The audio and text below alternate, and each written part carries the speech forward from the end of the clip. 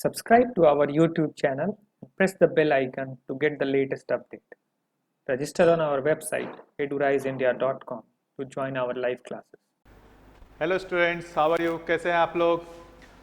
Students, हम लोग इस प्लेटफॉर्म पे देख रहे हैं क्लास 11th और 12th की वीडियो लेक्चर्स जो हैं आपके लिए कम्प्लीटली रेगुलर इंटरवल पे आ रहे हैं। आप लोग आई होप इसका बेनिफिट उठा पा रहे होंगे। तो स्टूडेंट्स, यदि अभी तक आप लोगों ने इस चैनल को सब्सक्राइब नहीं किया है तो प्लीज़ जल्दी से जल्दी इसको सब्सक्राइब करें, लाइक करें और शेयर करें।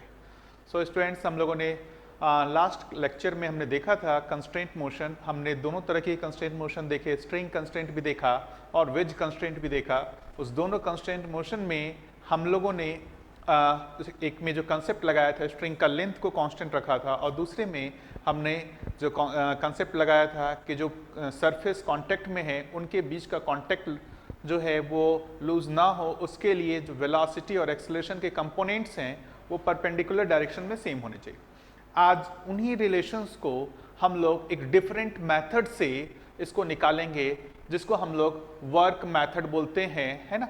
तो बहुत सारे स्टूडेंट्स उस मेथड को भी यूज़ करते हैं, लेकिन उनका कंसेप्ट उनको पता नहीं होता है। तो मैं आपको पहले कंसेप्ट समझाऊंगा, उसके बाद जो है मैं आपको उसका एप्लीकेशन बताऊंगा।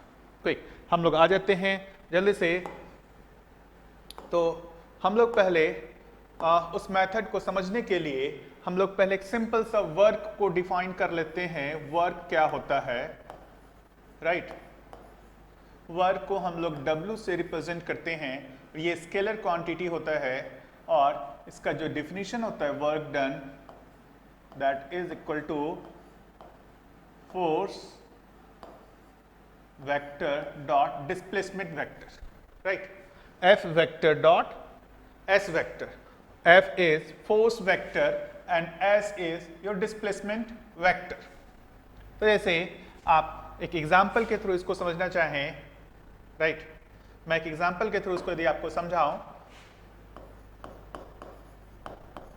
कोई मेरा ब्लॉक है, उस ब्लॉक पे फोर्स इस डायरेक्शन में लग रहा है और इसका डिस्प्लेसमेंट भी इसी डायरेक्शन में हुआ। So we can write W equals to simply F into S। क्यों? क्योंकि दोनों के बीच का जो एंगल है वो 0 डिग्री है, और F डॉट S को यदि हम इस तरीके से लिखें तो वो F S cos थीटा होता है। तो cos थीटा की वैल्यू यहाँ पे 1 हो जाएगी, क्योंकि थीटा 0 डिग्री है।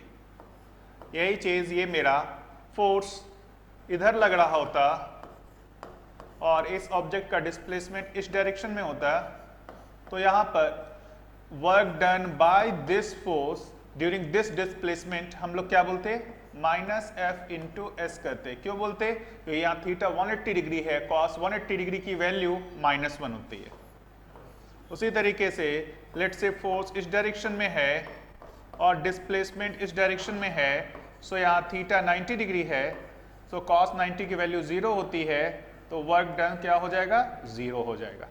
सिमिलरली मान लेते हैं मेरा फोर्स इस डायरेक्शन में लग रहा है और डिस्प्लेसमेंट इस डायरेक्शन में हो रहा है और ये एंगल थीटा है, तो वर्क डन होता F S cos theta, right? So ये हमने वर्क डन को समझ लिया। अब हम एक दूसरी चीज को समझते हैं, एक दूसरी चीज को समझ लेते हैं हम लोग कि हम लोग आगे वर्क एनर्जी थ्योरम में डिटेल में देखेंगे क्या होता है जब हम इंटरनल फोर्स की बात करते हैं। जब हम इंटरनल फोर्स की बात करते हैं तो इंटरनल फोर्स में दो तरीके के फोर्सेस होते हैं। एक को मैं बोलता हूं इंटरनल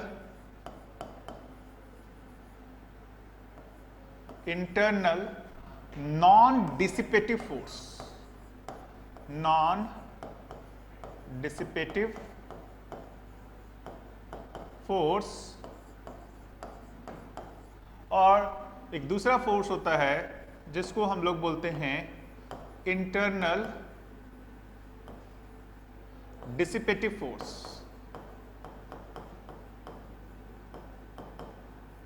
राइट? आपको ये न्यूटन्स लॉज ऑफ मोशन में नहीं पढ़ने हैं, लेकिन वो कंसेप्ट अप्लाई करने के लिए मैं थोड़ा सा उसका इंट्रोडक्शन दे देता हूं यहाँ पे।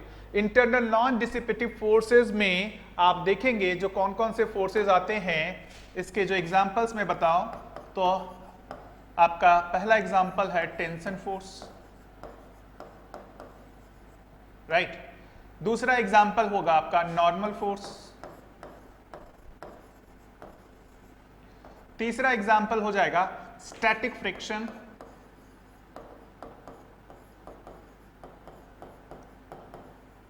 है ना।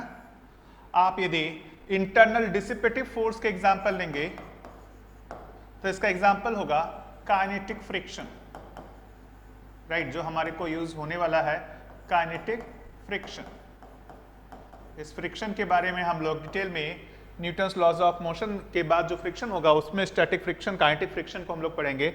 लेकिन अभी हम लोग टेंशन फोर्स और नॉर्मल फोर्स को हम लोग समझ चुके हैं। तो ये इंटरनल नॉन डिसिपेटिव फोर्स है। इंटरनल नॉन डिसिपेटिव फोर्स का क्या मतलब है कि ये जो सिस्टम की बात करेंगे, work done, total work done by the internal non dissipative force is equal to 0। मैं ऐसा बोलूंगा, नेट वर्क डन या summation of work done, summation of work done by the internal non-dissipative force, which may be either tension force or it may be a normal force, right। इनका net work done क्या होगा, 0 होगा। इसका क्या मतलब है कि मैं एक सिंपल सा सिस्टम से समझाऊं आपको कि ये मेरा एक पुली है, इधर की ओर मास लेट से m1 है और इधर मेरा मास m2 है, और लेट अस एज्यूम कि ये मास m किसी टाइम इंटरवल में x1 से ऊपर डिस्प्लेस हुआ, सो उतने ही टाइम में लेट अस से ये x2 से नीचे डिस्प्लेस हुआ, राइट। तो टेंशन इस पे कुछ वर्क करेगा और इस पे कुछ वर्क करेगा। मैं इसको सिस्टम ले रहा हूं, this is my system, this is my system. तो इस सिस्टम पे जो ये टेंशन फोर्स का नेट वर्क डन होगा वो 0 होगा। सो आप यहां पर ध्यान देंगे, सो ये टेंशन फोर्स इस पे ऊपर की ओर लग रहा होगा, इस पे भी टेंशन फोर्स ऊपर की ओर लग रहा होगा, राइट। तो आप यहां पर इसका वर्क डन क्या देखेंगे, पॉजिटिव होगा, T इंटू x1 लिखेंगे, और इसका वर्क डन क्या देखेंगे, नेगेटिव होगा, माइनस T इंटू x2, और इसको क्या लिखेंगे, इक्वल टू 0। सो यहां से हमारा रिलेशन आ जाएगा x1 is equal to x2। I hope आपको समझ में आया होगा कि ये मैं क्या कंसेप्ट समझाना चाह रहा हूं आपको, राइट। तो इसका मतलब जो मैं अब यदि आपको समझाने, इसको और अच्छे से समझाने की कोशिश करता हूं,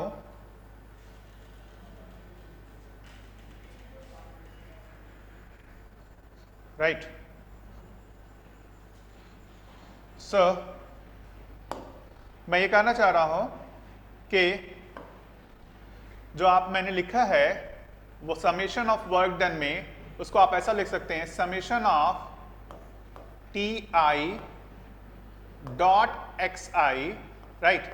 आपको यहां पर ध्यान भी देना चाहिए कि ये डॉट लिख रहा हूं, जो टेंशन फोर्स होगा वो भी वेक्टर क्वांटिटी होगा और जो डिस्प्लेसमेंट होगा वो भी वेक्टर क्वांटिटी होगा, उसका समेशन 0 होना चाहिए। यदि हम इसको एक बार डिफरेंशिएट कर दें तो यहां से जो हमारा रिलेशन आ जाएगा, summation of TI dot VI वो भी 0 होगा, और एक बार और डिफरेंशिएट कर देंगे, summation of TI dot AI acceleration हो जाएगा, वो भी 0 होगा। तो स्टूडेंट्स जल्दी से हम इस कंसेप्ट को बहुत सारे क्वेश्चंस में अप्लाई करके देखते हैं कि क्या ये कंसेप्ट कैसे रिजल्ट हमारे को देता है। गुड। सो आप यहां पर जैसे देखेंगे ये डिफरेंट सिचुएशंस मैंने लिया है। सो ये वाले क्वेश्चंस आपको तो समझ में आ गया होगा कि लेटर से इसमें जो टेंशन T इधर की ओर लग रहा है तो इसमें भी टेंशन T होगा। लेट से ये डिस्प्लेसमेंट इसका यदि नीचे की ओर x1 है और किसी एक टाइम पे इसकी वेलोसिटी v1 है और उस टाइम पे लेट से उसका एक्सेलरेशन a1 है, लेट से उतने ही टाइम में लेट से ये x2 से डिस्प्लेस हुआ और किसी एक पर्टिकुलर टाइम पे इसकी वेलोसिटी v2 है, इसका एक्सेलरेशन ऊपर की ओर a2 है, तो हम लोग समेशन ऑफ ti.xi लगाएंगे।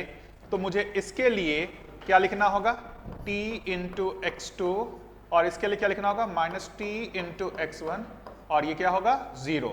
उसी तरीके से मैं इसके लिए लगाऊंगा वेलोसिटी के लिए, तो t into v2 minus T into v1 और ये भी 0 होगा। उसी तरीके से टेंशन के लिए लगाऊंगा तो t into a2 minus T into a1 ये भी 0 होगा। सो यहाँ से हमारा रिलेशन आ जाएगा x1 equals to x2, v1 equals to v2 and a1 equals to a2। So हम लोग इस तीनों में से कोई भी एक रिलेशन निकाल लेंगे तो वो बाकी और दोनों के लिए वैलिड हो जाता है। तो जल्दी से स्टूडेंट्स हम लोग यहाँ पर इसको अप्लाई करने की कोशिश करते हैं। इस पे जो टेंशन फोर्स होगा वो इधर की ओर लग रहा होगा। लेट अस से इसकी वेलोसिटी जो है वो v1 है इस डायरेक्शन में किसी एक इंस्टेंट पे। इस पे जो टेंशन T है वो भी T ही लग रहा होगा, सेम स्ट्रिंग है, हम लोग स्ट्रिंग को मासलेस मान रहे हैं और पुली को फ्रिक्शनलेस मान रहे हैं। एंड लेट से उस इंस्टेंट पे इसकी वेलोसिटी v2 है and this angle is let's assume is theta. तो आप यहाँ पर क्या लिखेंगे, इस टेंशन का वर्क इस पे देखेंगे वो क्या होगा, minus T cos theta into v1 होगा और इस टेंशन का वर्क देखेंगे तो t इंटू v2 होगा और ये कितना हो जाएगा 0। सो यहाँ से आपका v2 आएगा v1 cos थीटा। ये सेम रिलेशन हम लोगों ने स्ट्रिंग कंस्ट्रेंट रिलेशन में जो dl1/d2 और dl2/d2 से भी निकाला था। इसी को हम इसमें अप्लाई करने की कोशिश करते हैं।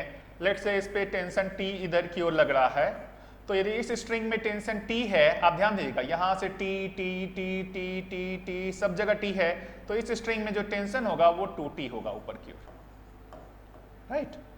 लेट अस एज्यूम कि इसकी वेलोसिटी v1 इधर की ओर है और इसकी वेलोसिटी v2 ऊपर की ओर है।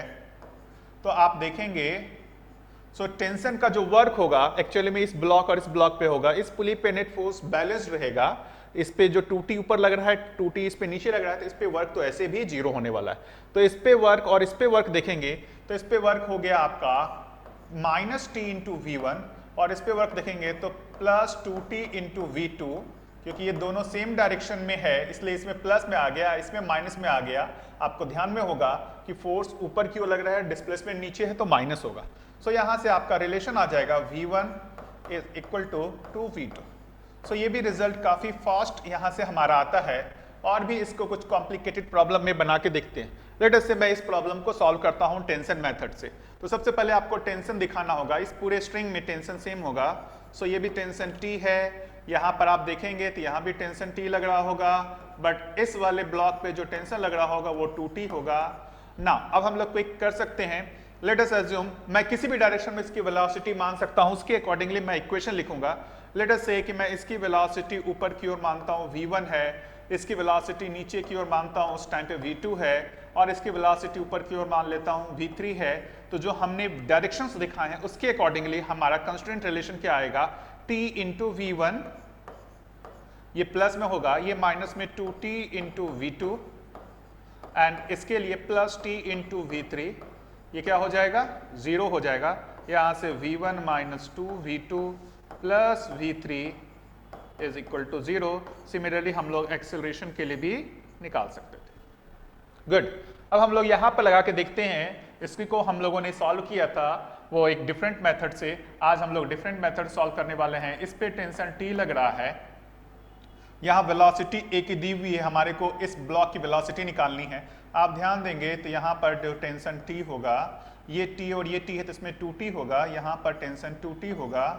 फिर आप ध्यान देंगे तो ये 2T और ये 2T है तो इसमें टेंशन 4T होगा, राइट। सो आप क्विक आप देखेंगे यहाँ पर टोटल 7T फोर्स हो गया और इसकी वेलोसिटी नीचे की ओर है तो माइनस 7T इंटू 10 और इस पे आप देखेंगे लेट अस से इसकी वेलोसिटी v है तो plus T into v is equal to 0। यहाँ से v की वैल्यू डायरेक्टली हमारी आ गई 70 मीटर पर सेकेंड। बहुत फास्ट इससे हमारा रिजल्ट आता है। आप देख पा रहे होंगे कितना आसानी से हमने इसको सॉल्व कर लिया। टेंशन का वर्क देखना था, तो इस पुली पे तो फोर्स बैलेंस रहेगा, इस पे वर्क और इस पे वर्क हो रहा है, तो इस पे वर्क को हमने कर लिया। एक्चुअली में वर्क की जगह हमने यहाँ पर उसकी वेलोसिटी के टर्म में रखा है, लेकिन हमने देख चुके हैं कि जो x के लिए वैलिड है वही v के लिए भी वैलिड है और वही a के लिए भी वैलिड है। कुछ और कॉम्प्लिकेटेड प्रॉब्लम में हम इसको अप्लाई करने की कोशिश करते हैं। लेट अस से जैसे ये आपका सिचुएशन है, तो सबसे पहले यहाँ पर मैं बात कर लेता हूँ टेंशन फोर्स की। सो लेट से इसमें मैं टेंशन मान लेता हूँ T है, सो मैं इसमें टेंशन T मान लिया हूँ। तो ध्यान देने की जरूरत है कि ये जो आपका होगा इस पूरे रस्सी में टेंशन T होगा, तो यहाँ टेंशन 2T हो जाएगा, राइट। तो ये टेंशन, अब आप इस पुली का एफबीडी बनाएंगे तो ये टेंशन T नीचे, टेंशन T नीचे, टेंशन T नीचे 3T, इसका मतलब इस रस्सी में टेंशन 3T होगा। आई होप आप समझ पाए होंगे मैंने कैसे 3T लिखा है। ये इस पुली पे देखेंगे तो T नीचे, T नीचे, T नीचे और T डैश ऊपर, मतलब T डैश की वैल्यू 3T के इक्वल होगी।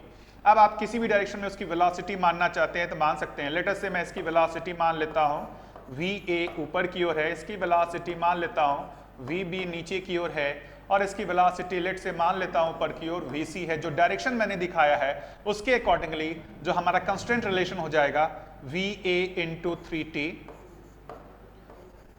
प्लस में हो जाएगा, इसमें माइनस में हो जाएगा VB इंटू T, और इसमें क्या हो जाएगा प्लस में हो जाएगा VC इंटू 2T, और इसको हम जीरो कर देते हैं। यहां से हमारा रिलेशन आ जाएगा 3VA minus VB plus 2VC, और ये क्या हो जाएगा 0। यही हमारा कंस्ट्रेंट रिलेशन है। आप उस मेथड से भी लिख के देखेंगे तो एग्जैक्टली यही कंस्ट्रेंट रिलेशन आता होगा। यहां पर उसी मेथड को अप्लाई करने की कोशिश करते हैं। लेट से यहां पर जो टेंशन है वो T है, सो ये टेंशन T यहां भी आ जाएगा, इधर टेंशन T, इसमें भी टेंशन T, राइट, इधर भी टेंशन T, सेम स्ट्रिंग है, इधर भी टेंशन T और इधर भी टेंशन T है।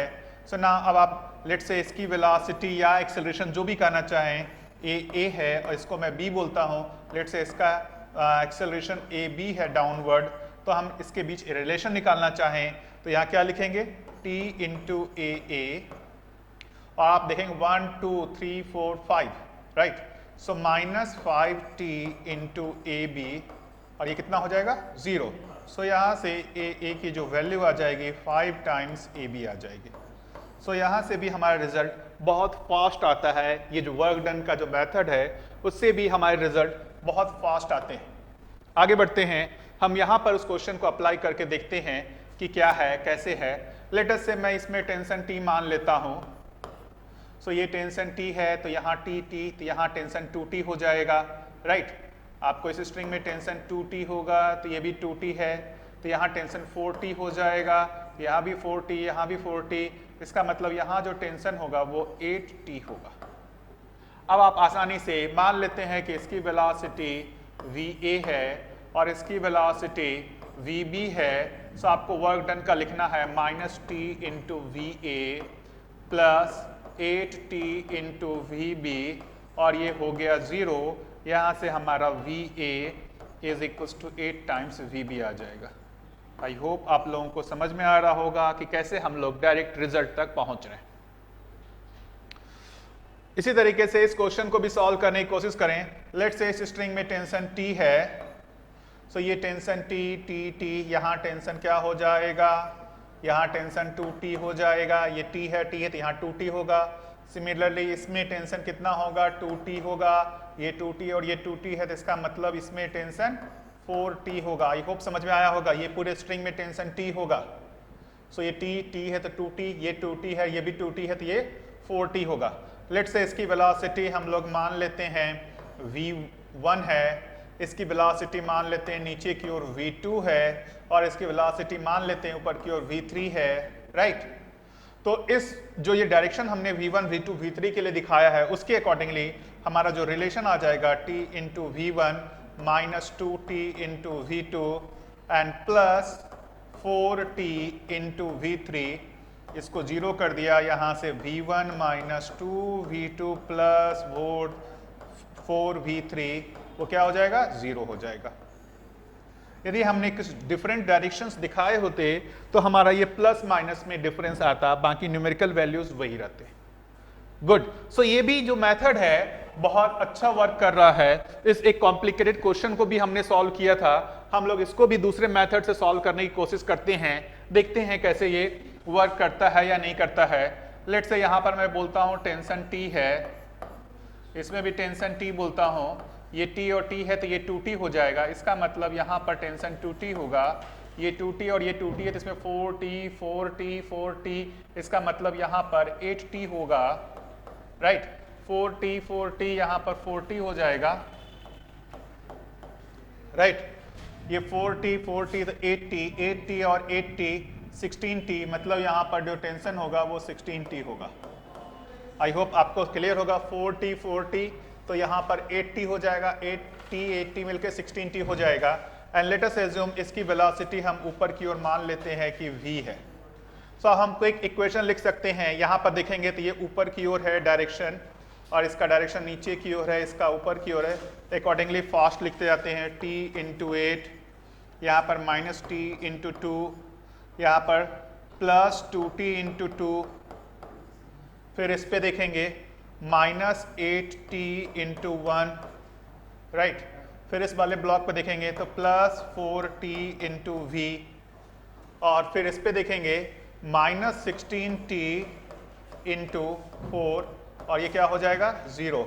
ये t कैंसिल हो गया हर जगह से, और आप देखेंगे तो ये 8 माइनस, मैं लिख देता हूँ 8 minus 2 plus 4 minus 8 plus 4v and minus 64, और ये क्या हो गया 0 हो गया, ये कैंसिल हो गया, और आपका 4v का जो वैल्यू है वो कितना आ जाएगा 66 माइनस 4 इज 62। सो यहाँ से रिजल्ट आ जाएगा 62/4 विच इज 31/2। यही रिजल्ट शायद हम लोगों का उससे भी आया था। सो ये देख रहे हैं ये मेथड कितना आसानी से रिजल्ट दे रहा है, इतना कॉम्प्लिकेटेड प्रॉब्लम दिख रहा है, लेकिन आप जो एक कंसेप्ट मैंने बताया कि net work done bye all the tension forces on the complete system should be 0। सो ये जो टेंशन फोर्स है वो इंटरनल फोर्स है इस सिस्टम का, तो इसका नेट वर्क डन इस पूरे सिस्टम पे 0 होना चाहिए। पूरे सिस्टम पे वर्क डन होने का मतलब इस पे जितने भी ब्लॉक्स हैं उन सारे ब्लॉक्स पे जो आप टेंशन फोर्स का वर्क निकाल रहे हैं उसको 0 कर दे रहे हैं। गुड। सो स्टूडेंट्स, अब इस क्वेश्चन में इसको अप्लाई करके देखते हैं कि वो कंस्ट्रेंट जो वो वर्क डन वाला रिलेशन यहाँ कैसे लिखा जाएगा। तो यहाँ पर आप देखेंगे तो टेंशन फोर्स इधर की ओर लग रहा है इस पे, और इस पे टेंशन फोर्स इधर की ओर लग रहा है, राइट। तो आप यदि यहाँ पर इक्वेशन लिखना चाहेंगे तो इस पे वर्क डन आप क्या लिखेंगे टेंशन का, तो ये हो जाएगा माइनस t इंटू 8, और इस पे यदि आप वर्क डन लिखना चाहेंगे, एक्चुअली वर्क डन नहीं, इसको हम लोग को बोलना चाहिए पावर का, rate of work done we call as power. तो वो बात सही है क्योंकि हमने देखा था कि वो summation of t dot x और summation of t dot v वो 0 होता है। तो उसके टर्म में देखेंगे तो ये हो जाएगा t cos 37 इंटू VB, और ये क्या हो जाएगा 0। सो यहाँ से आप देखेंगे सो आपकी जो वैल्यू आ जाएगी VB की वैल्यू आ जाएगी 8 divided by cos 37, and cos 37 की वैल्यू 4/5 होती है। सो यहाँ से VB की जो वैल्यू होगी वो आ जाएगी 10 मीटर पर सेकेंड। गुड। सो हम लोग अब आ जाते हैं, अभी तक हम लोगों ने जो टेंशन फोर्स है उसका वर्क डन देखा है, अब हम एक नॉर्मल का भी देख लेते हैं, उसके वर्क डन को भी कैसे हम लोग निकालते हैं, उससे कंस्टेंट रिलेशन कैसे निकालते हैं। सो आप यहाँ पर देखेंगे मैंने ये बताया था, इस क्वेश्चन को भी मैंने सॉल्व किया था उस वाले मेथड से। वहाँ पर मैंने बताया था कि दोनों की वेलोसिटी का component along the common normal same होना चाहिए। और यहाँ पर अब मैं क्या कर रहा हूँ कि जो इस पे नॉर्मल फोर्स देखेंगे, राइट, आप ए पे मैं जो नॉर्मल फोर्स दिखा रहा हूँ मैं उसको एक अलग कलर से दिखाता हूँ। जो ए पे नॉर्मल फोर्स लग रहा होगा वो इस डायरेक्शन में लग रहा होगा, this is the normal force bye be on A. I hope आपको ये समझ में आ रहा होगा क्योंकि इस पे हम लोगों ने बहुत सारे क्वेश्चन सॉल्व किए थे, FBD भी बनाया था। और this is your normal force by A on B. ना अब मैं क्या कहना चाह रहा हूँ कि ये जो नॉर्मल फोर्स इस पे जितना वर्क करेगा और ये नॉर्मल फोर्स इस पे जो वर्क करेगा, उन दोनों का सम क्या होना चाहिए? जीरो। क्यों? नॉर्मल जो होगा वो नॉन डिसिपेटिव फोर्स है, नॉन डिसिपेटिव इंटरनल फोर्स है। तो क्विक स्टूडेंट्स, हम लोग मान लेते हैं कि इसकी वेलोसिटी वीबी है इधर की ओर, डिस्प्लेसमेंट के टर्म में जो रिलेशन होगा वही वेलोसिटी के टर्म में भी आएगा, और इसकी वेलोसिटी मान लेते हैं हम लोग नीचे की ओर वी है। सो हम लोग इस पे जो वर्क होगा इस नॉर्मल फोर्स का, let's say this angle is theta, इस वर्क को क्या लिखेंगे हम लोग? वी बी इंटू नॉर्मल का जो ये कंपोनेंट होगा, तो आपको ये एंगल ध्यान में हो, ये थीटा है तो ये 90 माइनस थीटा होगा। So V B N cos 90 minus theta वो क्या हो जाएगा? Sine theta. So N into V B into cos of 90 minus theta, cos of 90 minus theta is sine theta, और ये पॉजिटिव होगा। यहाँ पर आप बात करेंगे तो वी ए डाउनवर्ड है और नॉर्मल जो है वो इस डायरेक्शन में है, तो आप यहाँ पर यदि कंपोनेंट की बात करेंगे सो ये एंगल थीटा है तो ये 90 माइनस थीटा है तो ये एंगल थीटा होगा। इसका मतलब आप देखेंगे तो एन और वी ए के बीच एंगल 180 माइनस थीटा है, सो आपका वर्क डन हो जाएगा N into V A into cos 180 minus theta. Cos 180 minus theta क्या होता है? माइनस कॉस थीटा, और ये क्या आ जाएगा यहाँ से? जीरो। सो नॉर्मल की वैल्यू जीरो हो गई। यहाँ से आप देखेंगे V A cos theta is equal to V B sine theta. यही रिलेशन हम लोगों ने ऐसे भी निकाला था, एक दूसरे कंस्टेंट रिलेशन, जो दूसरा कंसेप्ट था कि इसकी वेलोसिटी का कंपोनेंट कॉमन नॉर्मल की डायरेक्शन में और इसकी वेलोसिटी का कंपोनेंट कॉमन नॉर्मल की डायरेक्शन में सेम होना चाहिए। और यहाँ पर हम एक दूसरे कंसेप्ट से कर रहे हैं कि ये जो नॉर्मल फोर्स है, जो इंटरनल फोर्स है, उसका net work done on this system क्या होगा? जीरो होगा। सो आई होप आपको समझ में आया होगा कि हम लोग ये वर्क पावर एनर्जी में भी इस कंसेप्ट को यूज करेंगे, वहां पर और डिटेल में देखेंगे। जो भी इस तरीके के इंटरनल नॉन डिसिपेटिव फोर्स कहलाते हैं। नॉन डिसिपेटिव का मतलब है कि वो आपकी पूरे सिस्टम की एनर्जी को कम नहीं करता है, वो एक पे पॉजिटिव कर रहा है वर्क तो दूसरे पे नेगेटिव वर्क करता है, इसलिए ओवरऑल उनका नेट वर्क डन जीरो होता है। या पावर के टर्म में कहेंगे तो इंटरनल नॉन डिसिपेटिव फोर्स का जो नेट पावर होता है वो पूरे सिस्टम पे जीरो होता है। उसी कंसेप्ट को हमने यूज करके यहाँ पर टेंशन फोर्स में भी इससे कांस्टेंट रिलेशन निकाला और नॉर्मल फोर्स में भी निकाला है। सो आई होप आप समझ पा रहे होंगे कि कैसे भी कॉम्प्लिकेटेड क्वेश्चन क्यों ना हो, हम इसको इस मेथड से सॉल्व कर सकते हैं। सो आई थिंक स्टूडेंट्स आप लोगों ने आज की क्लास को बहुत अच्छे से समझा होगा, बहुत एंजॉय किया होगा। तो स्टूडेंट्स प्लीज जो है आप इस चैनल को ज़्यादा से ज़्यादा लाइक करें, शेयर करें, सब्सक्राइब करें, सो दैट जो कंसेप्ट बच्चे लोगों को पता नहीं है वो ज़्यादा से ज़्यादा स्टूडेंट्स इस कंसेप्ट को समझ सकें, अप्लाई कर सकें। सो आज के लिए स्टूडेंट्स इतना ही रहने देते हैं। नेक्स्ट क्लास में हम लोग और भी क्वेश्चन सॉल्व करेंगे। So thank you again, we will meet again in next lecture. Subscribe to our YouTube channel and press the bell icon to get the latest update. Register on our website eduriseindia.com to join our live classes.